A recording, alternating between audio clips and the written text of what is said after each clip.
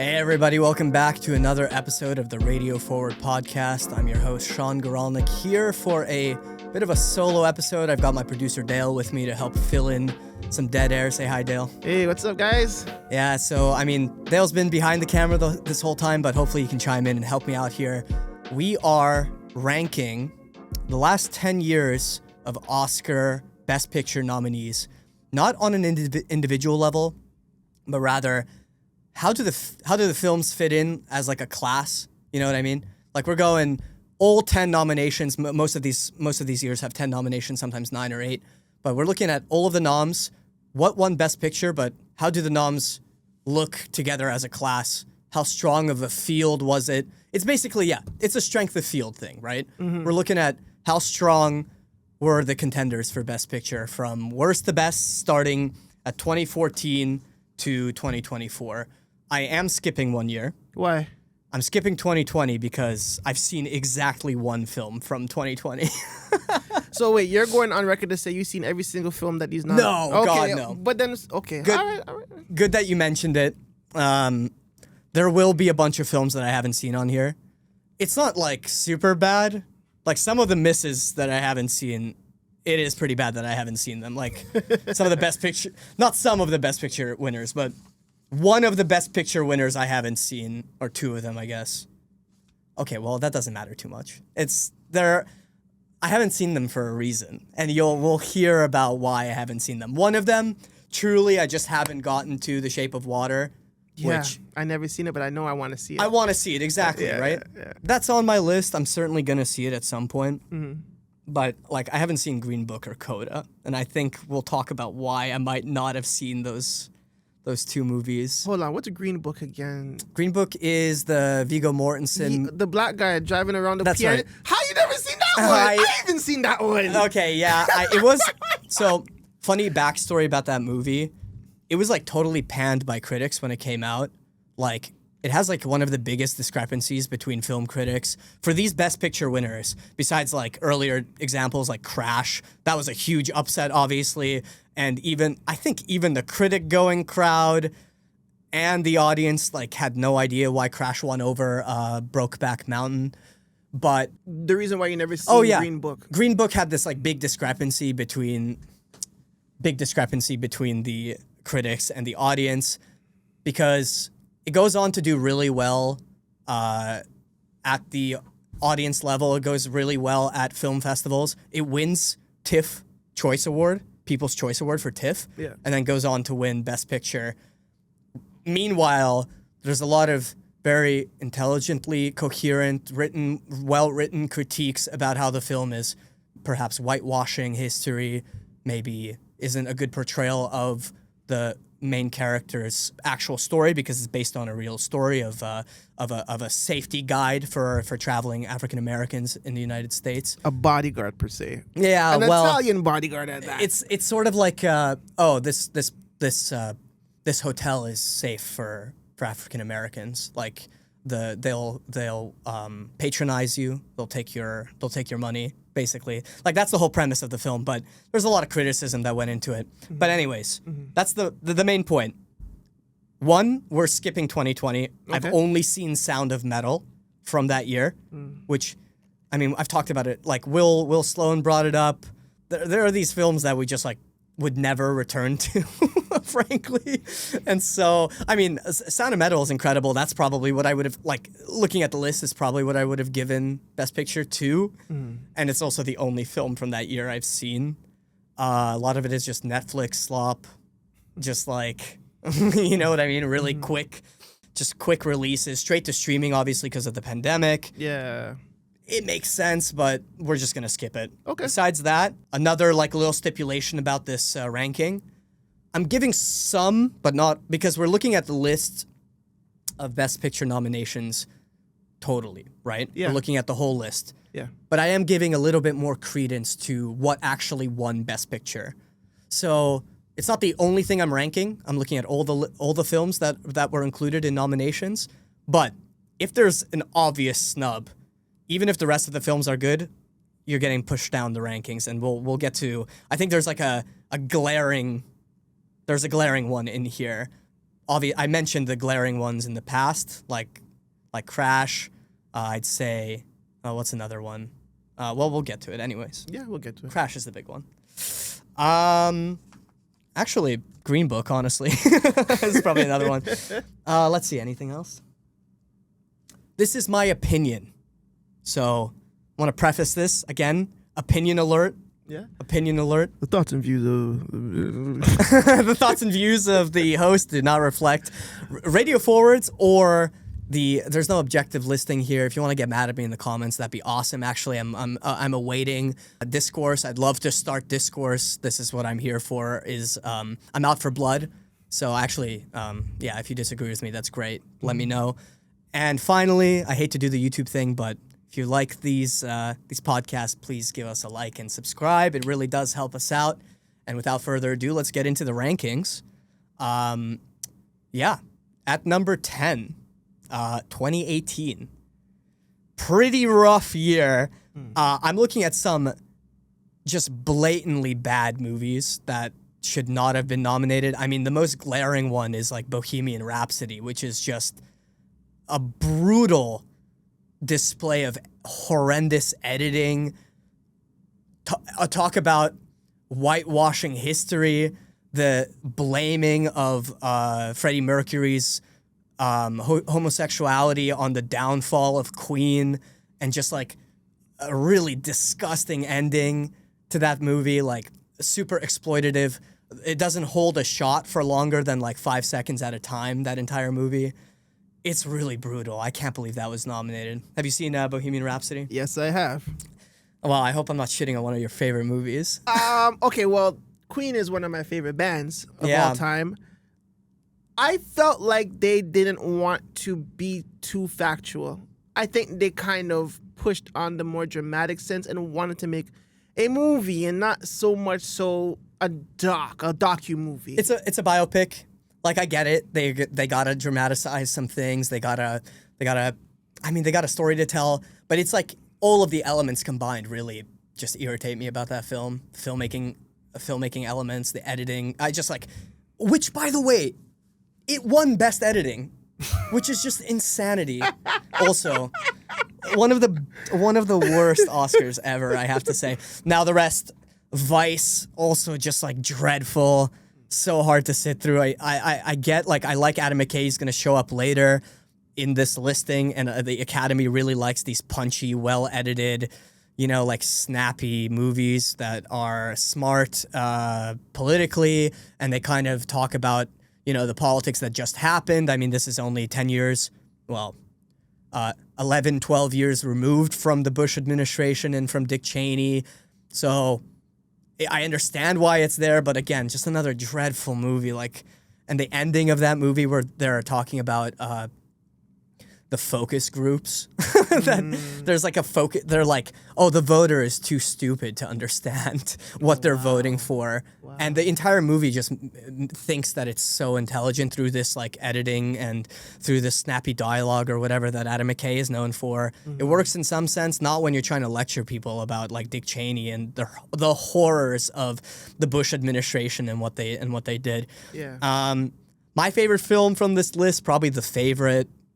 I like Yorgos Lanthimos a lot, but the favorite is really out there. I mean, I'm also a weird like fan of period pieces. So this film takes place in like the 19th century. It has elements of like Succession kind of family drama, which is really well done. I don't know. And then Green Book as the winner. Like, that's big snub, I think, for the favorite. Black Klansman too, another amazing film from that list, but just like the rest of this list is just really dreadful. Roma, A Star is Born. I don't know. I wouldn't rewatch any of those films. Black Panther gets a nod, which I think is interesting. I'm not a big Marvel guy, obviously. I don't know how it compares to the rest of the. It's good. The first one was good. Yeah. Like superhero Best Picture sense. worthy. Best Picture worthy. I think they only threw that in there because like 10 films. Not only that, but like it is a black piece. Like, it's the motherland. It's Africa based. Yeah, Wakanda, and right? And it's beautiful. They did a beautiful job depicting that culture and even about Succession, about like, you know. Oh, yeah. There's layers to the movie that was much more than superhero stuff. That superhero part was last. And it was more of who's going to control the tribe with everything around it. You know what I mean? So I guess that's why I understand why that would be a nomination. Totally fair. Yeah. I want to shout out a quick a snub that wasn't nominated. I'm not 100% sure if it was nominated for other films. So I'll put it up over here. I'm on this side, right? I'm not sure if it was nominated for anything else, but I'll put it up here if it was. At Eternity's Gate, which is incredible depiction of Willem Dafoe playing Van Gogh and his life story and his internal struggle, his mental struggle, his struggles with mental illness. And I mean, you're talking about like an impressionist painter.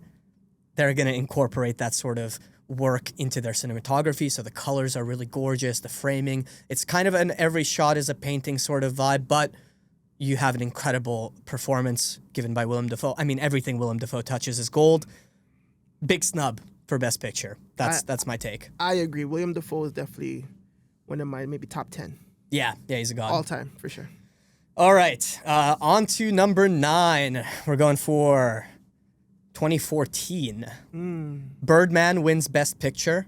Inarritu film about, it's Michael Keaton, kind of a meta film about his role as a superhero actor, but also actors in general and his return to the theater and what that means, artist struggle. And then there's also the whole one take play that they're doing. The whole film is made to look as if it's shot in one take. So it has like style points that the Oscar likes. It does something, I think, actually pretty experimental for the Oscars. I like the film. I haven't seen it in a while. I'm not sure the style over substance would keep up if I rewatched it. I think I would still probably more enjoy it or remember it more for its style rather than its substance. Also kind of funny to like make films about critics when you are at the Oscars and doing very well for yourself. Always thought that was very funny. Always thought it was funny that Quentin Tarantino's last film is called The Movie Critic. It's kind of the same vibe here. It just makes you want to roll your eyes. The Oscars love movies about movies. They love it. They eat that shit up because they think they're so important. They think they're very self-important. And so I understand why it wins. Not the problem with this year, though. We have American Sniper, The Imitation Game, The Theory of Everything, Boyhood, which is okay. Again, it's like one of these experimental movies that takes place over 13 years with the same actors. So, like, they shot it over 13 years. You see a young boy grow up. It's a Richard Linklater film with Ethan Hawke. It's a good coming-of-age film with the same actors over time. Richard Linklater loves to do this sort of thing. He's done it before with the Before trilogy, where you see the same actors over the course of 20 years and they age. He's put out 3 movies, each spanning 9 years apart. So like he loves to play with time, and he loves to play with this concept of like the actors actually aging on screen. So really experimental. I'm not sure it's, again, like I get why it's on this list. But like, oh man, the American Sniper is just such a brutal pick for this list. It's so brutal, and I get that they weren't doing international films, but guess what's missing here?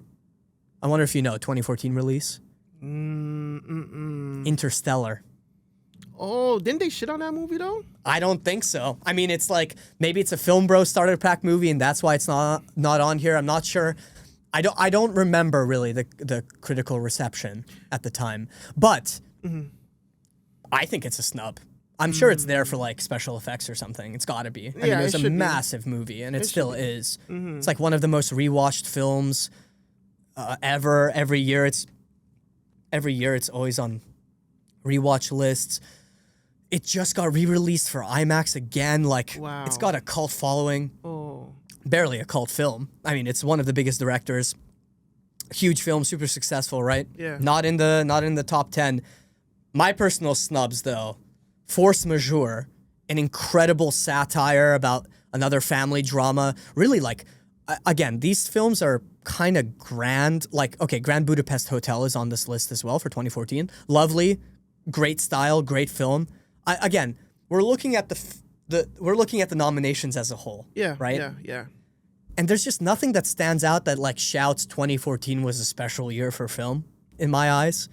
You have like two biopics from this. Again, they love biopics. 3 biopics, right?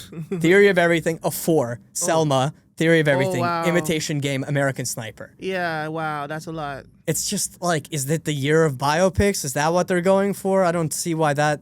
That's what I was thinking. What happened in 2014, especially for American Sniper's sake? I'm thinking fresh off of the 2011, or was it 2019? I don't know. There must have been some sort of conflict or American propaganda system happening. Exactly. Absolutely. I think that's what it Oh, was. 100%. Yeah. This is. You'll see these things come and go, right? You'll see critique of war and critique of the army and the U.S. military complex, and then you'll see jingoistic, like crazy pro-war, pro-military complex films like this, this trite garbage like American Sniper come along.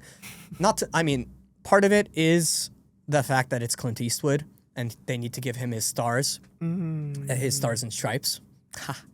They gotta honor him, right? But yeah, just a pretty dreadful year here. Yikes. Whiplash, great film. Again, like, this is tough. I'm learning as I'm speaking out loud about this that this ranking thing is tough because, like, we're gonna get to a list that I think is great, but it's just like dragged down immensely by much worse films. You know what I mean? Mm-hmm. This is sort of in that same vein, but like generally speaking, the field is not great. I think I probably would have given it to Birdman, but I was talking about the snubs. Yeah. Force Majeure. Yeah. Ruben Östlund gets his stars and stripes eventually with A Triangle of Sadness, which did very well at TIFF and did very well at the festivals, and also gets a Best Picture nomination. Mm-hmm. But Force Majeure, I think, is a much stronger film. It's more subdued. It's more tight-knit. It's got a much tighter story. I mean, he gets kind of a blank check with Triangle of Sadness. He gets a bigger plot. He gets to hire Woody Harrelson for a scene. Mm-hmm. You know, the budget constraints make him a better filmmaker, I think. He's always worked in these constraints. Like The Square, amazing movie, critiquing fine art and bourgeois fascinations with the high art world. Very good movie. He's always kind of interested in yuppies and petit bourgeois and like just these like insufferable characters that are that's trying to be redeemed but are kind of irredeemable. It feels like very irredeemable characters. Yeah. Force Majeure, though, it's so subtle. It's so subtle. If you don't know what Force Majeure is about, it's about this like rich family is out on a skiing trip, and we slowly learn that they're having like marital problems, like some maybe infidelity that we don't know about, and we're slowly like uncovering the fact that maybe these like the wife and husband kind of hate each other. Wow. and the kid is like they have a kid, a young son who's like caught up in the middle of this, and so then, but all of this happens very like in a very cold Scandinavian manner. In a very cold Scandinavian manner. What I mean by that is like, it's just dry black comedy, dry dark humor. Their conversations are cringe and hard to look at, but you can't help but look away. Then the premise of the film kind of kicks in. The family is sitting at the cafe at the skiing resort where they're lodging at, and they're watching out onto the mountain, and suddenly an avalanche breaks through. Avalanche is hurtling towards them, but they think they're fine because they're kind of elevated up on this ledge at the ski resort, mm-hmm. and suddenly they realize that the avalanche is like heading right towards them. The family is sitting together at the ski resort at the lodge, and the dad just like ducks away. Away from his family? Yeah. Wow. And so, but it's done in like such a sarcastic fashion, right? Where everyone's fine. No one was actually in danger. The avalanche subsides. And then the dad has to meekly, pathetically walk over back to his family. And they all know what happened. They all know that he just ducked away, and the mom covered her son and saved kid. her son. Covered her son. Yeah. And that brief, slight moment of cowardice where we weren't sure whether to root for the dad, whose side we're on in this marital situation because we don't know all the details, suddenly just like changes the dynamic just like that. And that like subtlety is what I think makes the film so brilliant, because now they don't reference it immediately. right? They don't bring it up right away. Yeah. They let it simmer. They let these characters realize what the dad just did. But that makes it brilliant because they don't tackle it head on. There's an American remake of this movie. I think it's called Downhill. It's horrible. It's really bad because they lose all the subtlety of it. They just hammer this idea home. Why did you duck away? You know, they like take it head on. The whole point of this is that it's in the background. We all saw what happened. Yeah. We all know what happened, but in their very Scandinavian way, they won't address it. I'm sure the film, it's not like grand enough to get like a Best Picture nod. I'm glad that Ruben Östlund gets his respect eventually with Triangle of Sadness. This is the better film for sure. Another quick shout out I want to give is for Leviathan, which is it actually did get nominated for Best Foreign Film, so it's not like the Oscars didn't hear about it. I don't think it was part of their mandate yet to include foreign films in the Best Picture noms if they were really good. I mean, like again, 2021 gets foreign films in their nominees. Roma, I think it's technically it is not even technically. It is a foreign film, so it's not like they weren't doing that yet. But Leviathan is a Russian language film, filmed in Russia, post-Soviet era film, which again the West doesn't get much exposure to. There's some of like the basic starter pack films like Brat or Brother, which is a tale of immediate post-Soviet collapse, shock therapy, like the consequences of shock therapy and the citizens of Russia dealing with shock therapy and dealing with organized crime in the streets, that sort of thing. But 2010s, not many Russian films breaking through the mainstream. Leviathan is this festival darling that gets nominated for a foreign language film at the Oscars. Really, really good film about how the state and the church are intersected and about corruption in Russia. It follows this family who is struggling to pay bills in a really remote village in Russia, and the guy's land is basically being bought out by the Russian government without a fair trial, without any sort of representation in the courts. You see an incredible shot of the Russian courts filmed in a very dry, very dark. It's very foreboding because the way it's shot is like there's this judge reading him his charges and reading why he's losing his home, why the things that are happening to him are happening, and it's in incomprehensible legal jargon, even for me as a Russian speaker, completely incomprehensible legal jargon, made to kind of Kafka-esque distort what's happening, make it as confusing as possible for this guy who is from a small village in Russia and might not understand the intricacies of the court system. And it's a really dark look at corruption, government corruption, and also familial bonds and that sort of thing, and what you would do for your family. That definitely a snub for me. Let's keep it moving. Yeah. Number 8, 2021.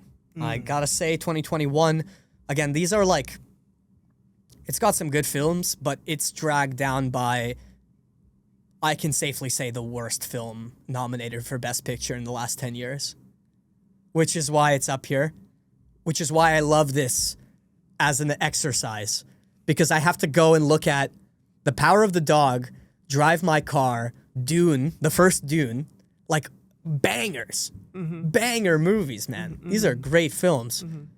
Licorice Pizza, which I like. I know some people don't like it. I'm a big PTA head, so Licorice Pizza just gets a pass. I don't care about the discourse. You can yell at me in the comments. I couldn't care less. I love Licorice Pizza. What's PTA? Paul Thomas Anderson, the director. Okay. You'll sorry. see. No. You'll see other films by him in this list too. PTA is another darling of the festivals, another darling of award shows. He gets his flowers too. He did There Will Be Blood, his big one. Yeah. I love that movie. Yeah. Incredible movie. Daniel fucking Day-Lewis. amazing movie. Oh yeah. And I'm sure it's on this list for its respective year. I'm sure it is. That came out a long time ago. Oh yeah, 2007. It's not. It's not in this exercise. In the last 10? No. 2007. That's right. I'm sure. Well, I mean, I'll check in a bit if he has any others. But Licorice Pizza gets nominated. Great films. Dragged down immensely by the presence of Don't Look Up, which is just a mind-boggling inclusion in this. I don't know. Do you remember Don't Look Up? No. This broke the internet during COVID because of its cast. Had Jennifer Lawrence, had Leonardo DiCaprio, another Adam McKay film written and directed by Adam McKay. So again, another Oscar darling. You know, they've got already we talked about another Adam McKay film that gets nominated with Vice. Big Short is going to be coming up, which I love. Don't get me wrong, I love Big Short, but Don't Look Up is a miserable film where the virtue signaling, which I know it's a dog whistle, I'm not trying to use it as a dog whistle. This is definitionally virtue signaling. The way that this film goes about, again, calling its audience too stupid, which I think Adam McKay does, like on a level that no other editor or director or writer does in Hollywood today, hammering home this idea of media bias and climate catastrophe or whatever coming from the mouths of jet-setting billionaire actors and actresses, the most successful people in Hollywood, is just so eye-rolly, along with like a horrendous performance from, who's that? I gotta look it up. Well, there's Jennifer Lawrence, Leonardo DiCaprio, Rob Morgan, Jonah Hill, Mark Rylance, Tyler Perry, Timothy Chalamet, Ron Perlman, Ariana Grande, Scott Mescudi. Ariana Grande's performance in that film is just so bad. And that's when I remember turning off the film, taking a deep breath and being like, I'll finish this when it's on the side of my screen. Not the only thing I'm doing. Wow. What a cast. It's a freaking amazing cast. What a cast. Kate Blanchett and Meryl Streep. It's wild. That's crazy. It's a wild cast. It's a blockbuster cast. Bro, it doesn't matter, right? COVID era broke the idea of ensemble casts. I've already talked about The Bubble, but this is even worse than The Bubble. Like, that cast is banging. Obviously, it's banging. The director's banging. It's just like, I hate that movie with all my heart. And that's why it kind of falls down this list. Coda wins Best Picture, which... Can someone tell me in the comments if you've seen Coda since it came out? Unless you're part of this community of deaf children in deaf family, maybe it means something more to you than it does to me. I don't blame you for that. That we all have personal reasons. Again, this is my opinion. But yeah, just super bleak. For some reason, these Guillermo del Toro films I haven't seen. I haven't seen Nightmare Alley. West Side Story is like okay. I only saw it when it came out. I think this is a pre-Letterboxd watch because I don't even remember watching it. Some of these films are just so not like memorable. And I love sports movies. Dale, do you like sports movies, right? A couple of them, yeah. What are your favorite sports movies? Moneyball. Yeah, is that classic. That's the one? I love Money. Brad Analytics. Pitt, right? Moneyball's amazing. Total banger. Yeah. Another one I would put up there maybe is sports movie. I mean, the sports are they.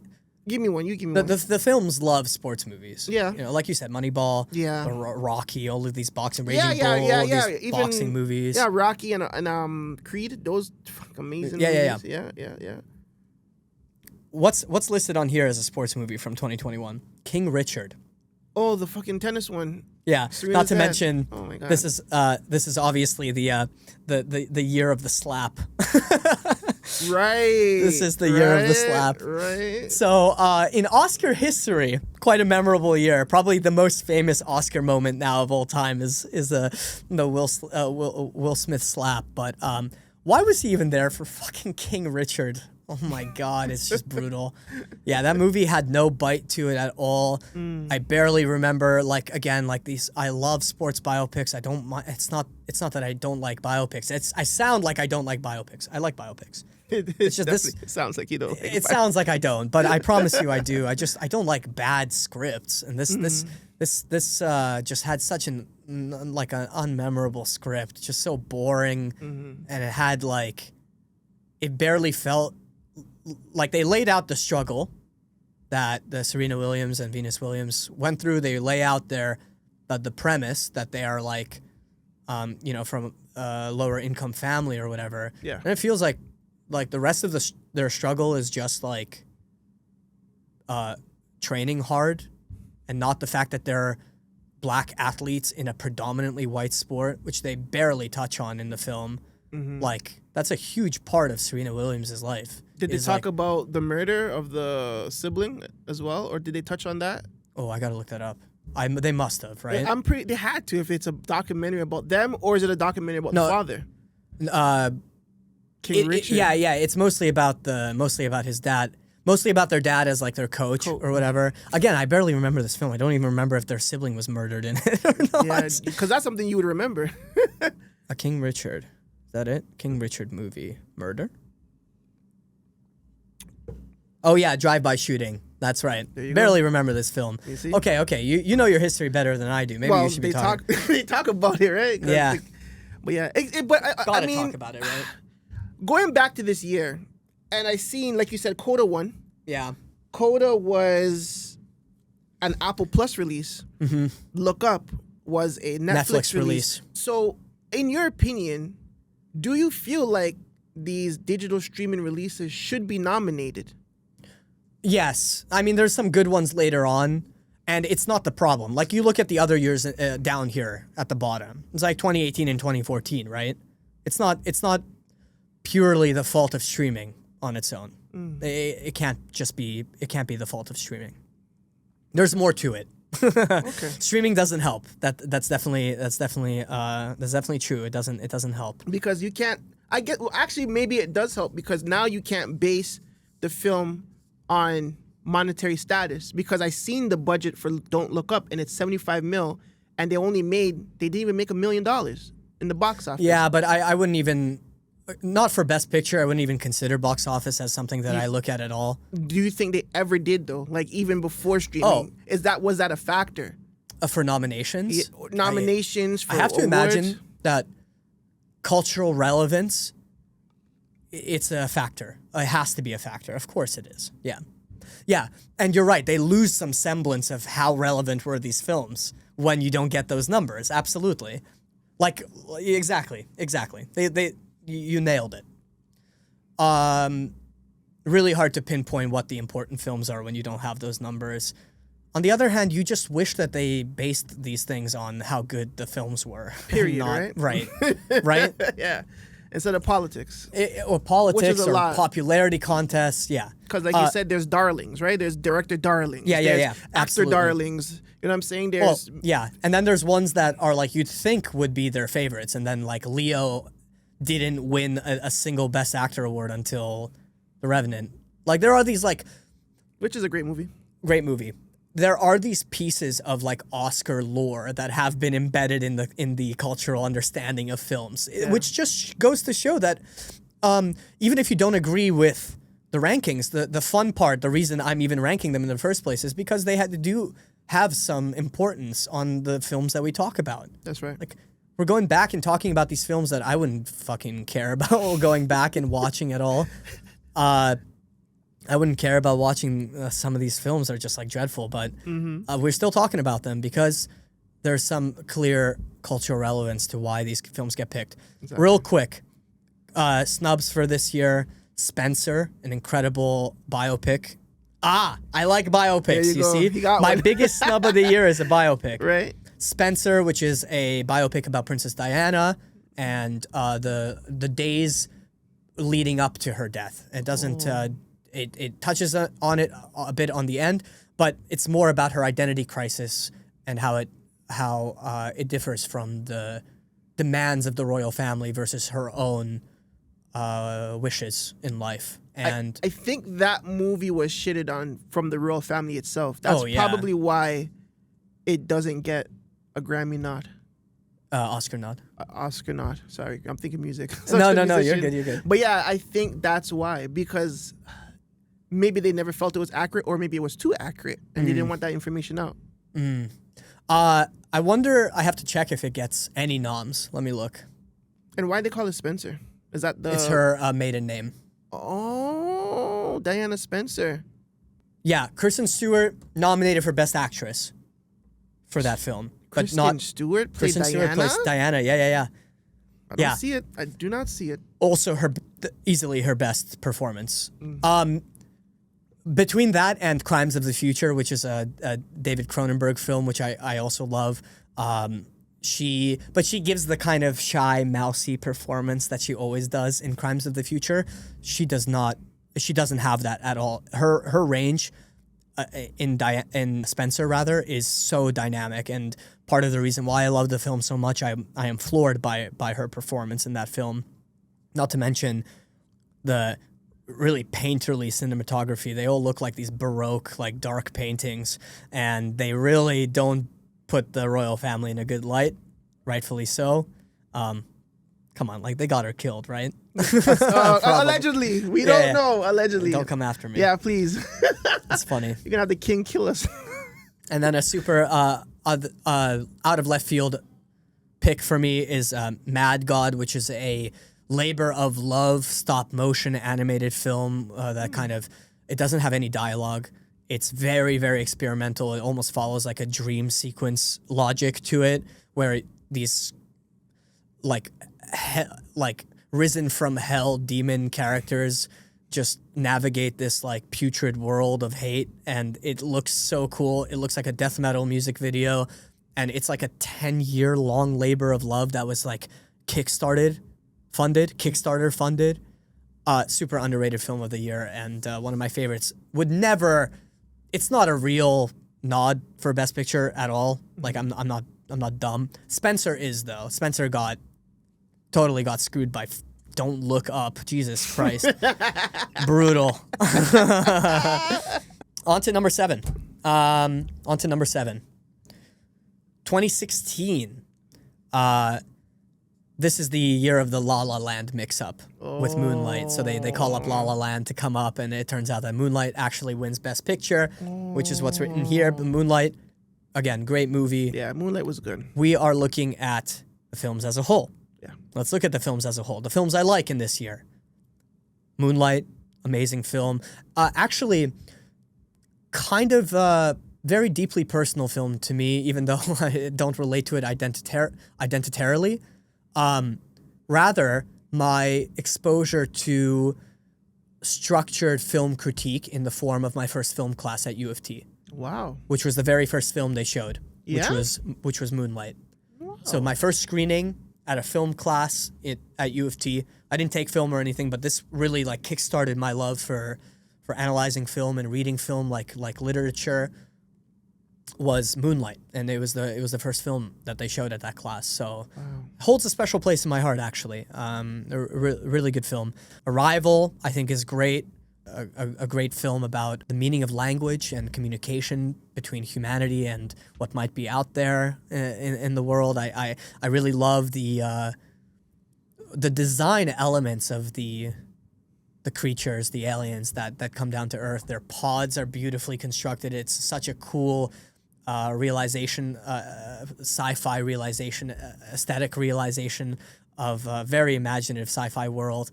And then the actual language that they're deciphering from these aliens is so cool. I can picture these circle ink blots like Rorschach tests. You know, I can just see that imagery. Really, really cool movie. I always recommend it to someone who is just getting into film.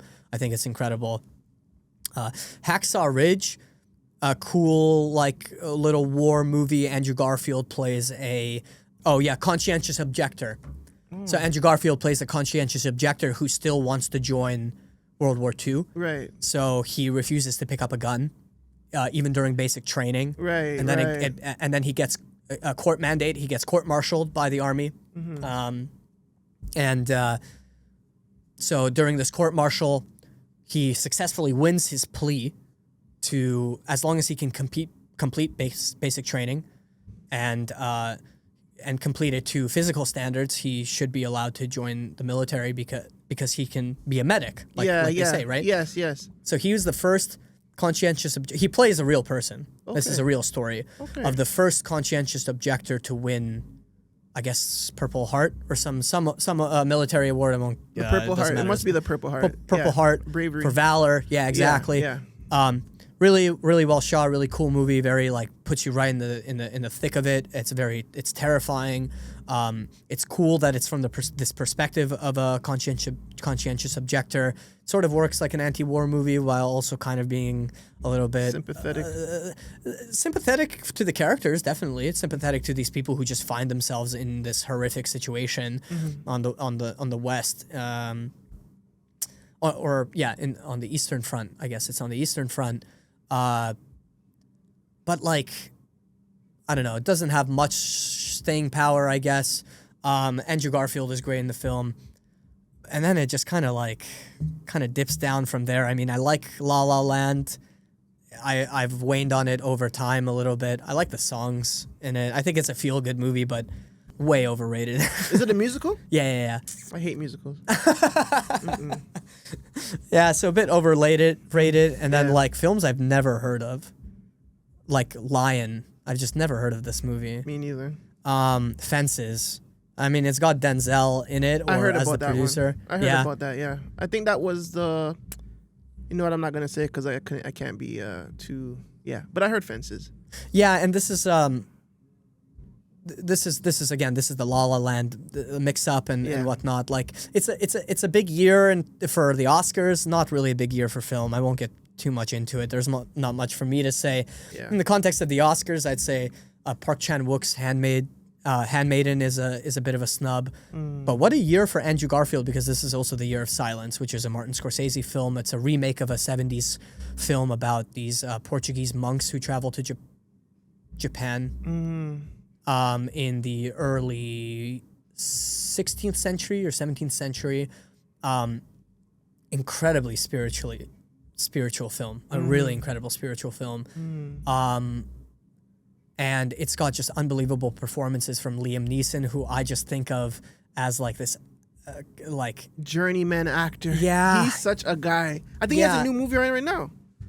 Yeah, but he makes these like action hero slop movies. You don't like that? No, it's not that I don't like them. It's like it's cool to see him in such an incredible performance, and the movie is like really takes its time. It's a character study of these like three incredible monks. You've got Adam Driver, Andrew Garfield, again, what a year for him, and Liam Neeson. Yeah, but not much else to say. I mean, I haven't seen Manchester by the Sea yet, which I've heard will make me cry, and maybe I will reevaluate the year. I'm not sure how much it will bump it up, but I'd say, I was going to say Handmaiden, Silence, big snubs, and then, again, another out of left field snub, my favorite film of 2016, which is Shin Godzilla. Just another Godzilla movie. You laugh. Straight from Japan? Straight from Japan. It's a Japanese Godzilla remake. Come on. But it's Shin Godzilla. Gotta watch it. It is Shin Godzilla. It is a critique of Japanese bureaucracy. Oh, okay. Rather than a stupid like Fucking Godzilla steps on shit. Kaiju movie. shit. Yeah. It is kaiju. Oh, it's got all of your favorite. Yeah. It's got all of your favorite strokes. It's got the big laser guns. But like the fast-paced, jittery editing, the nervous energy that you don't normally see from Japanese films, I think it's like so well done. Okay. It really like makes fun of Japanese bureaucracy and how many like how much red tape they have to go through to get anything done in that goddamn country. It's put on blast. Wow. Let's say that. Really good movie. Let's get on to number 6. Let's do it. 2017. This is what I mentioned earlier. I haven't seen all of the Best Picture noms. This is the main one. I haven't seen Shape of Water yet, which I'm sorry. But actually, the rest of these I have seen, which is my most complete Oscar year besides maybe 2023, which we'll get to later without any spoilers. Call Me By Your Name, Get Out, Lady Bird, Phantom Thread. Awesome movies. Phantom Thread, by the way, another PTA movie nominated for Best Picture. Okay.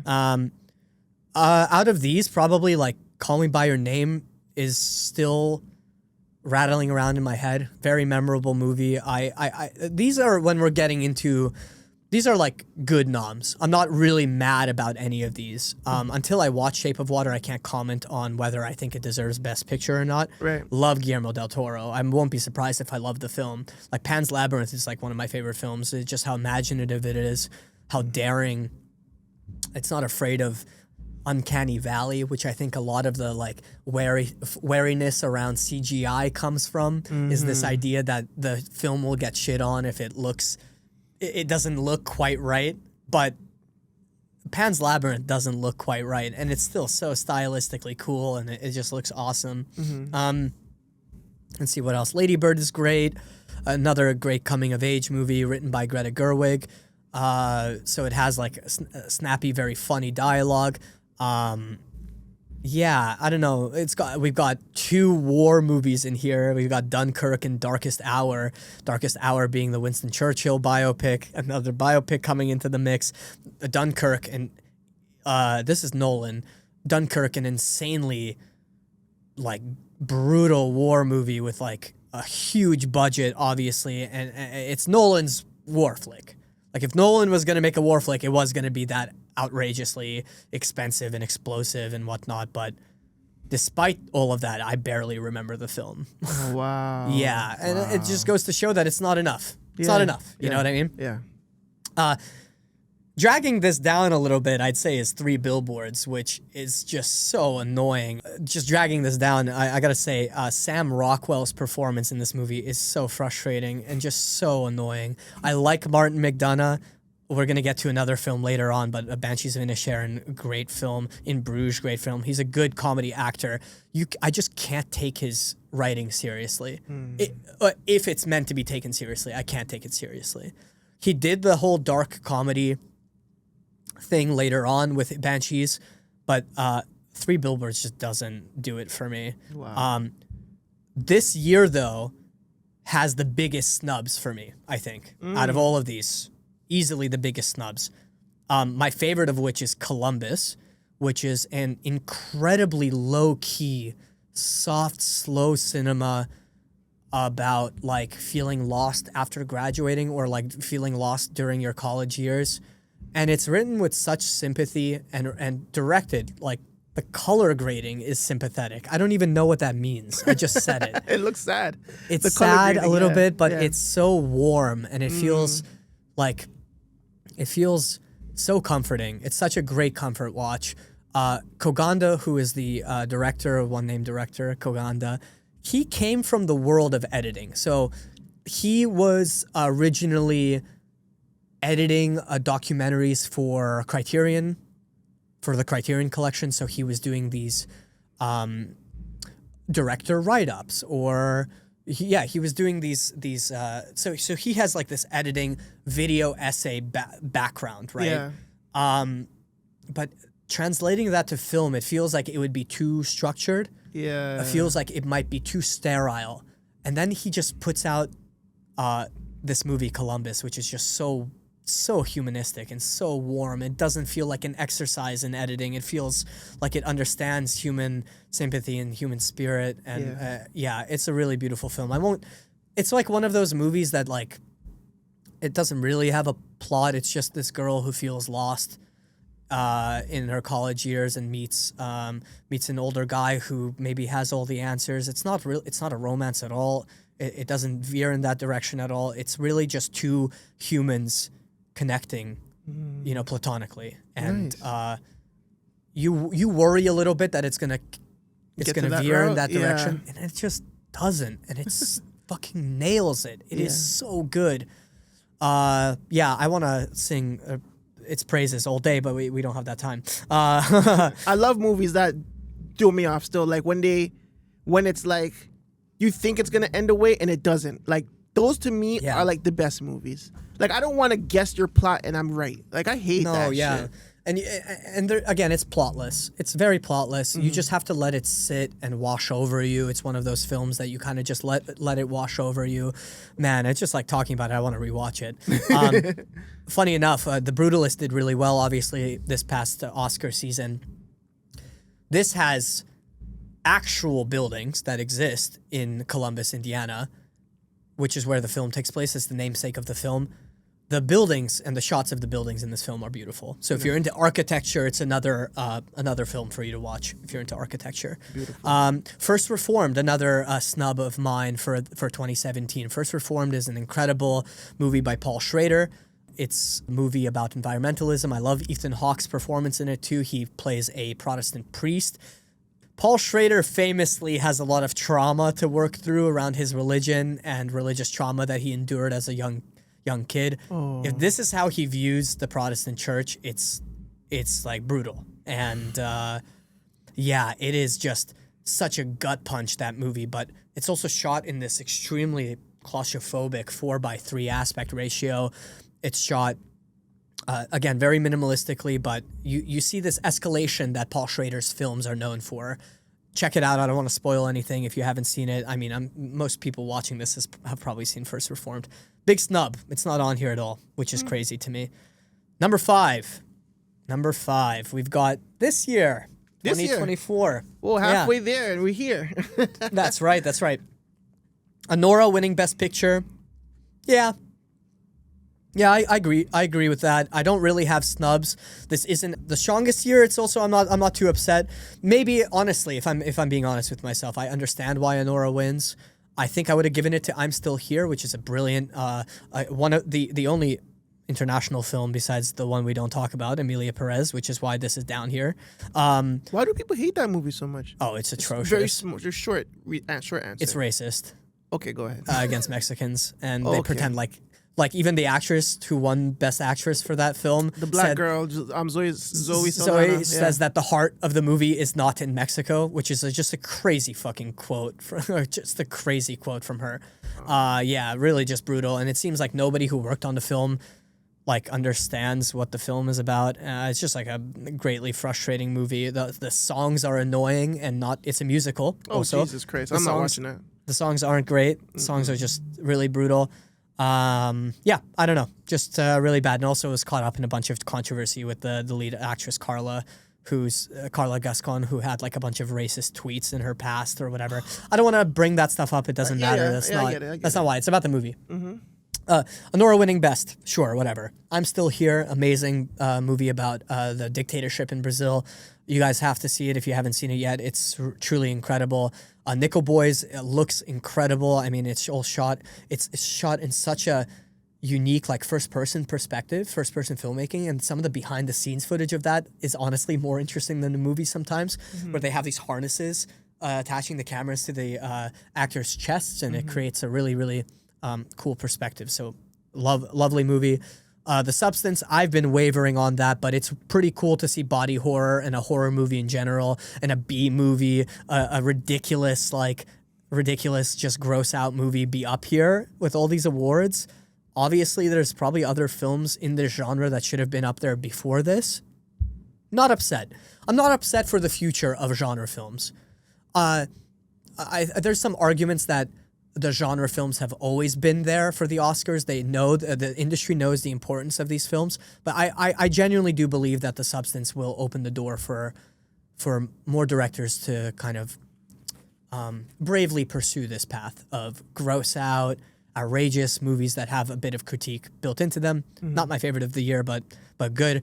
Dune Part 2, crazy movie, loved it. But I don't know. These sequels, it feels like... What are we meriting? Like, the Best Picture, I get it. It was such a relevant film. It was the biggest blockbuster of the year.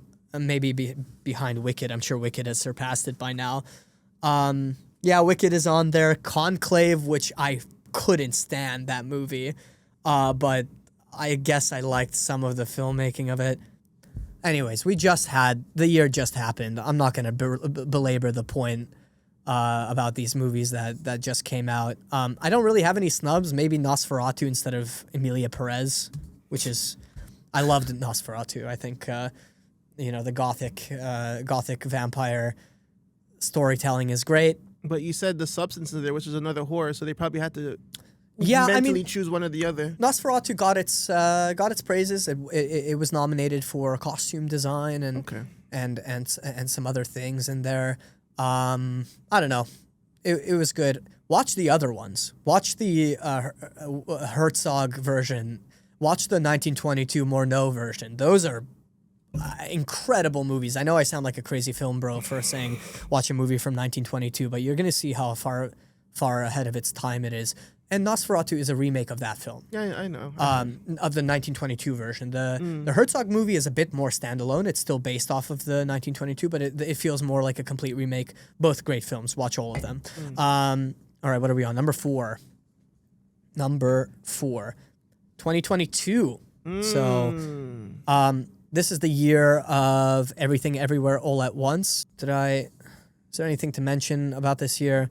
Not really. I guess just Everything Everywhere All at Once was not my favorite film of the year by far. There's also like a truly embarrassing film on here, which I don't know why I keep saying embarrassing. It's just like I know people love this film, and it's a brutal war movie, but like it feels like they just hammer this idea home, and it's so unoriginal. And this is the same director as Conclave. I guess I have something against Berger or something like that, but All Quiet on the Western Front should not be on here at all. Wow. Which I'm gonna piss a lot of people off by jumping in and saying I loved Avatar: The Way of Water, and I definitely think it should be on here. I think it's an incredible movie. I made sure when I went to see it, because there were like 12 different versions of that movie when it came out. There was? Releases, right? There were like the standard. There was IMAX. There was 3D. There was 120 frames. There was 240 frames, like really high speed laser projector, whatever. Wow. And so I found when I went to see it, the only theater in Toronto that was showing the film, and I went with a bunch of friends. So it was like an incredible experience because we had like 12 people watching this film at the same time. So it was like a return to cinema moment also. So I have like a personal story with this movie, which is probably why I'm giving it so much more credit than it deserves. I bet if I rewatched it at home, I'd hate it or something like that. Maybe I wouldn't like it as much. But I found the only theater that was showing the film at its like peak, 240 frames per second, IMAX. It looked like straight up like a video game. Genuinely, like if you weren't prepared for that, it would give you motion sickness. Oh, Jesus. That's how smooth it looked. It looked like PS9 graphics. Holy. Not the PS5, PS9 graphics. It felt more real than real. Wow. Yeah, really just a cool like cinema moment, because that was like obviously the biggest film of the year, one of the biggest films of all time in terms of gross. Especially being a sequel at that.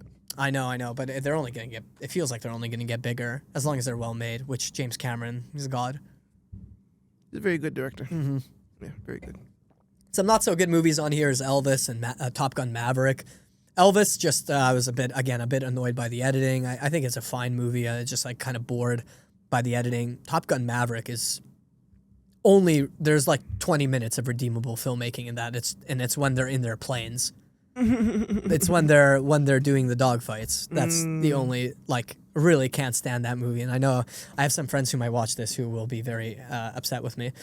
But Triangle of Sadness, this is the Ruben Östlund movie that I absolutely love. I don't know why I was shitting on this year for so long, but this is why this year sticks out to me. First of all, I have a lot of deep personal connections to these films because I saw a lot of these at my first TIFF. Yeah. And then also some of my favorite movies, like Tar is just an incredible character study. Cate Blanchett brings out an insanely good performance in that film. Banshees of Inisherin is great. Martin McDonagh does his dark comedy with Colin Farrell, who is like losing his friendship slowly, and you just feel so bad for these characters, but it's again very humanistic, and the Irish countryside just looks so good on film, and they filmed on film, and it's a donkey movie, which I love donkey movies. This is gonna sound weird, but there's 4 movies or so that are all about donkeys, and this is one of them, and I love donkey movies.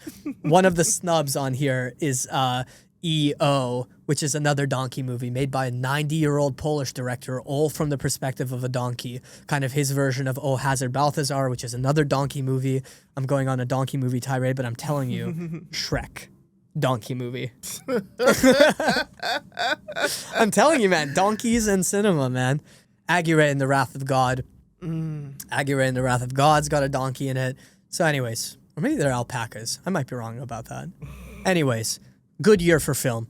The Fabelmans, outstanding movie. I mean, it's Spielberg's autobiography, essentially a fictionalized autobiography about how he got into film and his family and growing up Jewish and in a not Jewish neighborhood. I watched it with my grandparents. So again, these are like gets at the heart of why we love film. Yeah. And this is also why this is an opinion.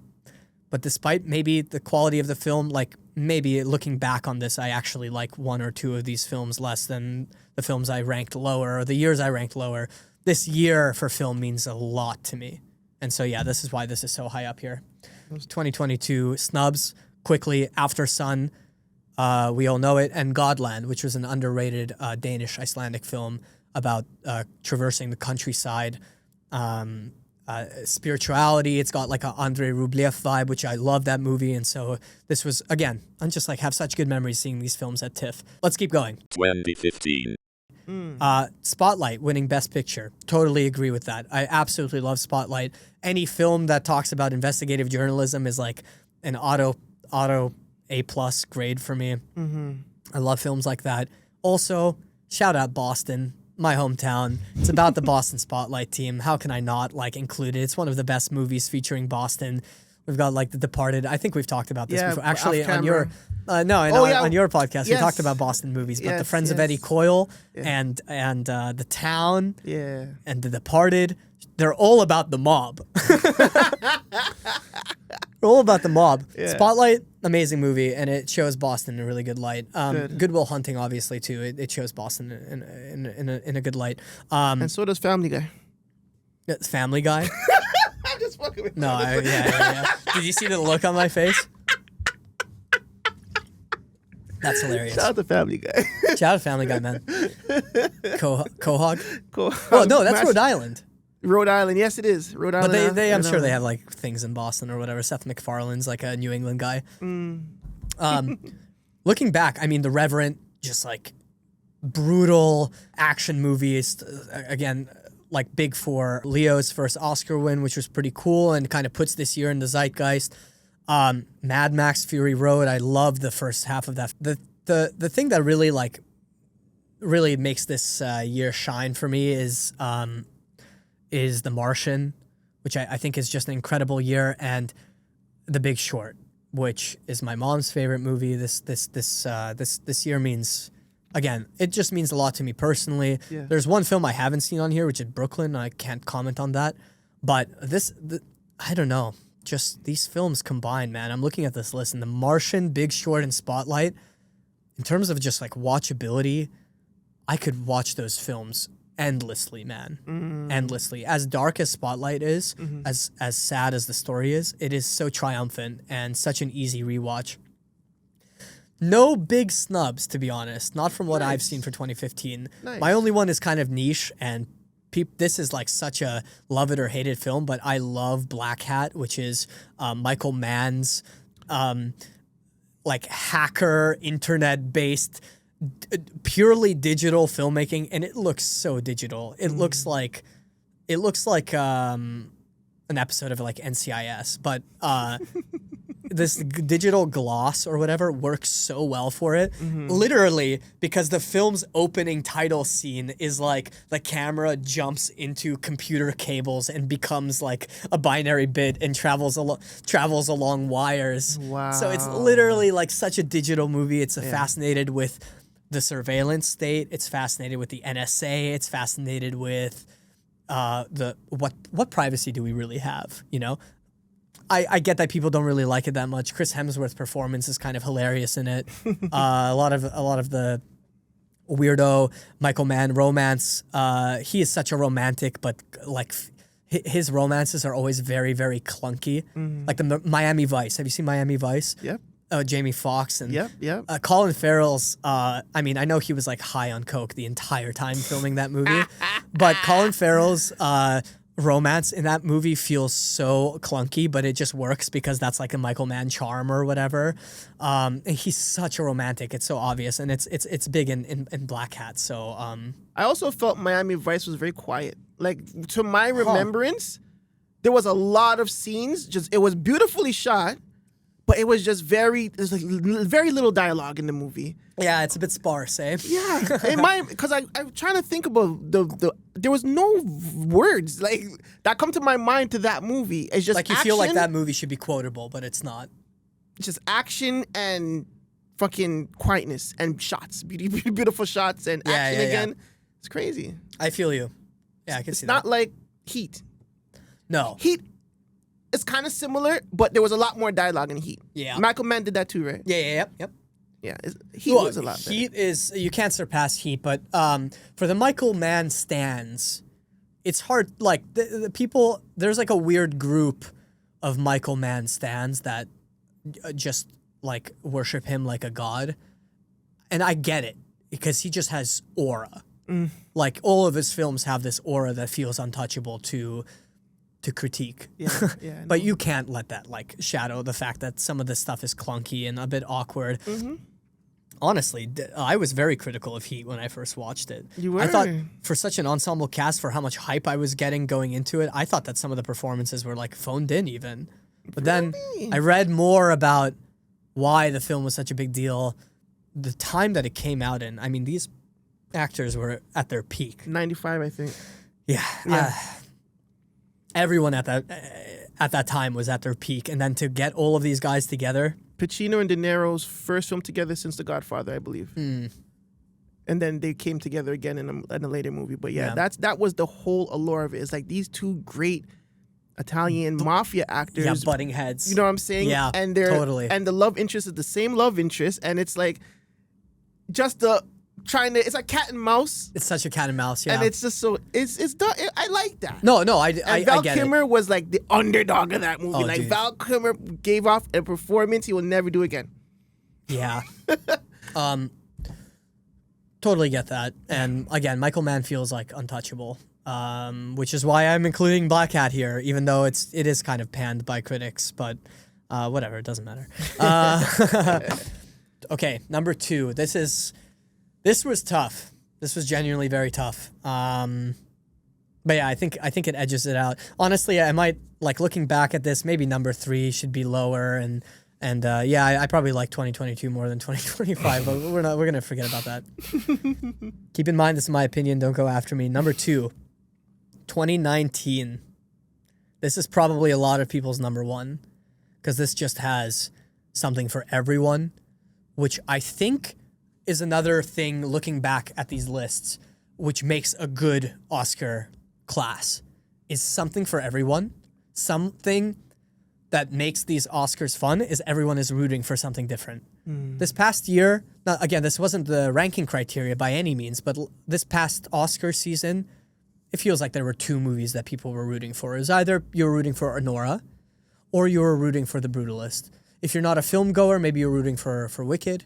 If you're a musical fan, there wasn't really something for everyone to root for. Yeah. 2019 is a goddamn slugfest. It is a slugfest. Parasite wins Best Picture, which makes history for being the first, I believe, the first Asian film to win Best Picture. Okay. So it makes history. It's about time for Asian cinema to get its flowers at the Oscars. I'm gonna double check on that, but I'm pretty sure that's why it was such a big deal. It was just a massive moment for Hollywood to decide not to give something to a movie about Hollywood, a movie about themselves, because Once Upon a Time in Hollywood is in this too. So Quentin Tarantino gets back on the best pictures list. You've got 1917. Sam Mendes's war film, which is, I mean, it's good, but we're only going up from here. I mean, the Joker kind of drags this down, which is, again, why I didn't maybe put this in first, which first I'm sure everyone's pieced together, but the Joker, I think, is just such a silly movie.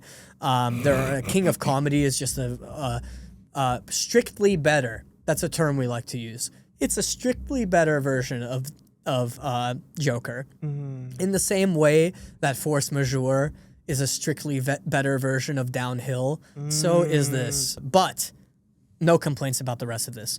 Marriage Story, Little Women, Jojo Rabbit, The Irishman, Love Are you that one. kidding me? Love that one. list is nuts. Yeah, crazy list. And I love Ford versus Ferrari. I got to see it in theaters and with like a massive soundtrack. I'm pretty sure I've seen each and every one of these in theaters, which again just adds to the, like, we were all going out to the theater to watch these films, and these have so much staying power, and the variety that makes this the class just such a monster class. You have biopics, you have original stories so biopics in Ford versus Ferrari. You have and The Irishman. You have inventive original stories in Parasite and Jojo Rabbit. Jojo Rabbit might be based on a book or whatever, but the satire is still there. It's a historical satire, but it's just brilliant satire, brilliantly portrayed. You have like Film Bro starter pack, Once Upon a Time in Hollywood, just a feel good movie. You got all the stars there. It was destined for Best Picture noms, which not critically something I would ever say, but for this list matters a lot. Yeah, for sure. You know what I mean? For sure. How well are the movies slotting themselves into these Best Picture noms, you know? Mm-hmm.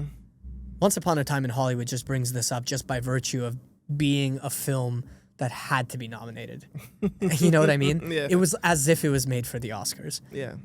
Not to say that it's Oscar bait, which is something totally different, which I haven't really gotten into, but everyone knows what Oscar bait is. Oh, and the movie that you mentioned, a Korean movie, it was the first non-English language film to win the Academy Awards. Non-English language, okay. Yeah, to win the Academy Awards for Best Picture. So there you go, yeah. And Parasite is just an incredible movie about class politics and just so inventive and well shot. I love Bong Joon-ho. It's probably my favorite film of his. And I also very vividly remember the celebration on the stage when it was announced and when they all jumped from their seats.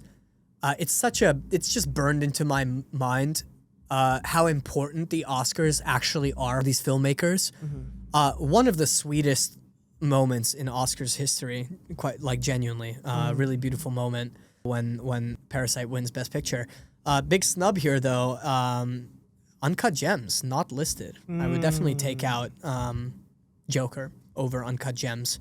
I think Uncut Gems is a propellant, like, incredible rush of a film, driven by an incredible dramatic performance from typical comedy actor Adam Sandler.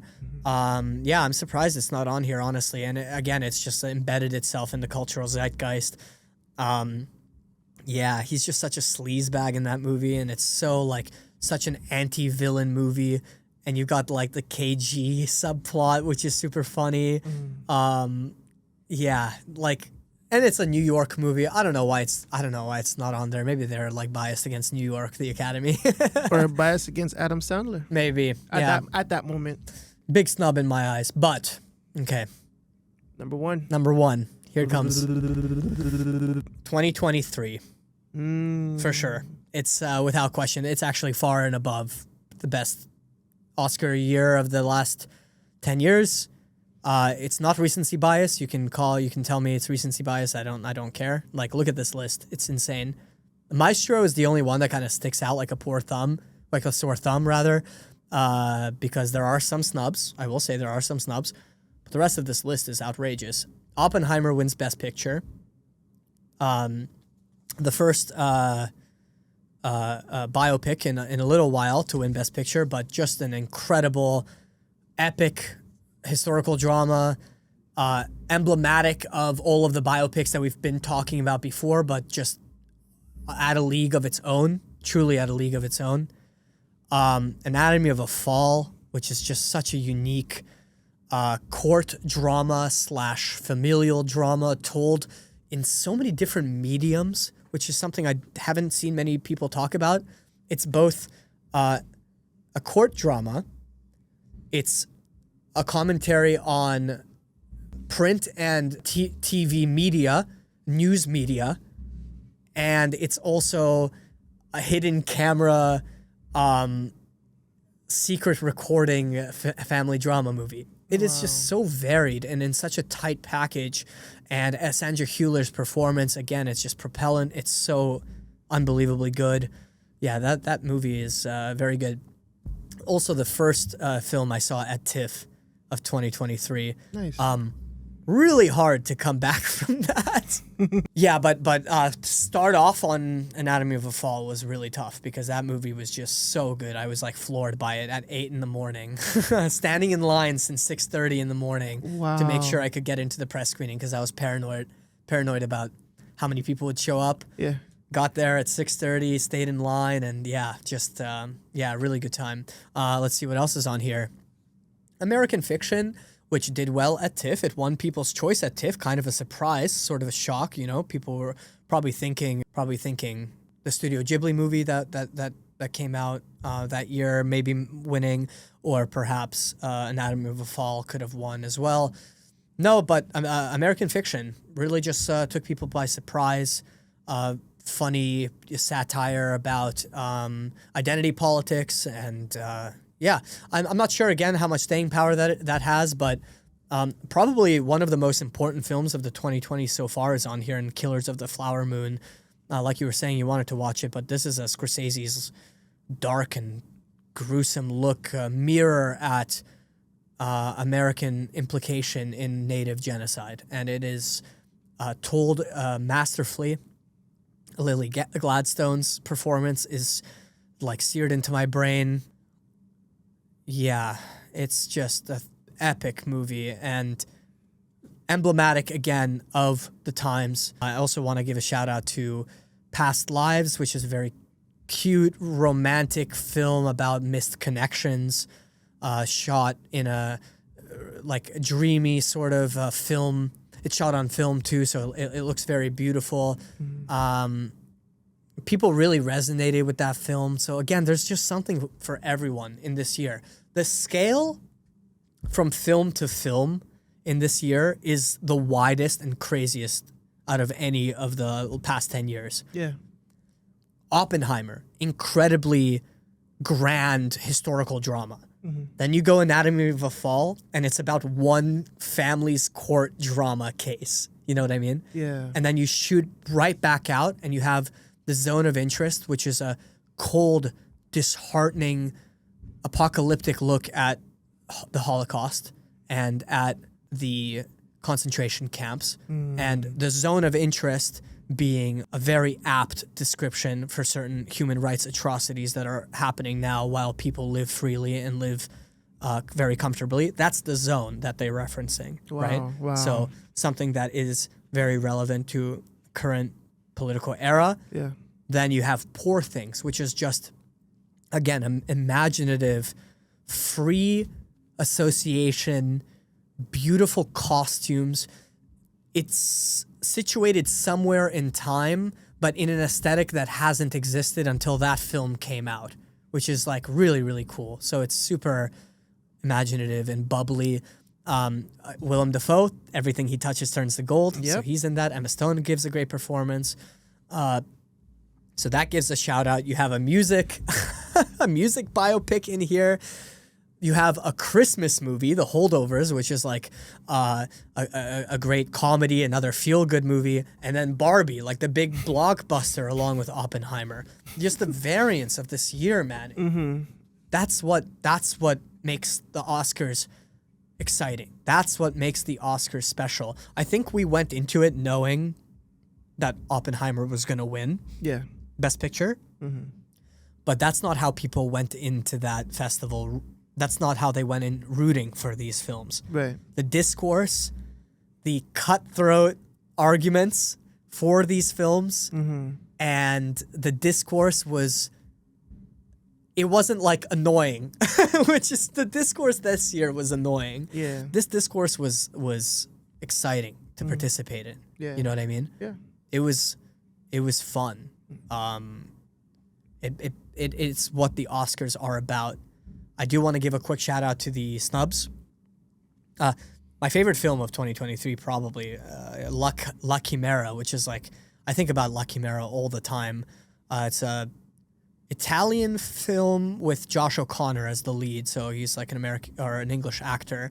but it's like this weirdo character study about amateur archaeologists that dig up like ancient relics in Italy and sell them on the black market. Oh, wow. And it's also a story like a chimera is something unattainable, and there is a thread, a literal thread, which I love. The symbolism in the film is something I'm obsessed with, but there's a literal thread connecting some missed connection, some past lover of the lead character's past life before he returns penniless and broke and in a dirty, shitty suit back to Italy. Wow. Connecting him to this land and connecting him to his amateur archaeology gig where he gets these Italian goons to join him on this quest to find these archaeological artifacts or whatever buried beneath the earth, using some sort of mystical power that he has where he can just like rub two sticks together and find these artifacts in the ground. It sounds outrageous, but it's so like, it's just so funny, and it's got some really lovely scenes that I'll never forget. Like there's this incredible scene where Josh O'Connor is teaching the housekeeper of the place that he's staying at, or the housekeeper is teaching Josh O'Connor rather these Italian hand symbols. Like Italians famously speak with their hands, which I do too, so maybe I'm like spiritually Italian. But there's like a bunch of what Italians would probably consider totally subconscious, but for an American or an English person rather, participating in the Italian culture wouldn't come naturally to. So she's teaching him all of these hand symbols or whatever. And there's one that just sticks out. Like this is when somebody goes like this, like you see your friends chatting in the corner, you go to your buddy over here and like you go like this. It's like, oh, they're having a secret meeting. They're having a secret liaison. And I still remember that. It's just so burnt in because it's so sarcastic, but it's so it's just such an enjoyable movie, and it's so playful. And big snub there.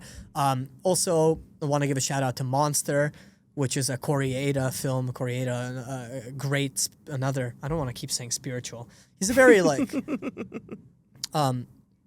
writes very humanistic stories. This one is another coming of age film about bullying and like not fitting into your class as a grade school student. Oh, wow. And it brings in some elements of Japanese culture, which felt strangely familiar as someone who had a very rough time in middle school, someone who didn't get along with people. It was very impactful to me, that movie, to feel like halfway across the world, students and kiddos are still, they're feeling the same sort of pain and deep yearn for connection to people in their class. Really lovely movie. Made me sob in the theater. I think someone probably thought I was going insane. I was sobbing like crazy at TIFF. But yeah, that's my list. I mean, 2023 for sure, top of its class. Just to wrap up, I mean, the main idea is that these things are pompous and disgusting and expensive, but they're also like fun to engage with. And they're fun to engage with when they give us something to talk about. Not because they manufacture some shit like the slap, right? Yeah. But rather, they have something interesting to say with the films that they present and nominate.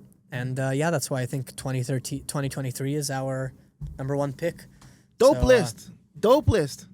I fuck with that, man. Thanks. Oh, I shouldn't curse. I really rock with that, man. I'm going to have to bleep out of it. Yeah, bleep like that F word for sure. I feel like I also had some F words in there. It would have been nice and smooth, your F words. It doesn't seem so like harsh, you know? They're for emphasis. Yeah. Anyways, thank you so much for watching the solo episode. I hope to get a guest next week. We'll see how that goes. And till then, thanks so much for watching. Be sure to like and subscribe to the Radio Forward podcast, to Radio Forward. Shout out Radio Forward. I've really been loving doing this. This is soul fulfilling, genuinely. And thanks so much, Dale, for joining me. This is not a solo episode, folks. This is a dual effort. Hey, love it.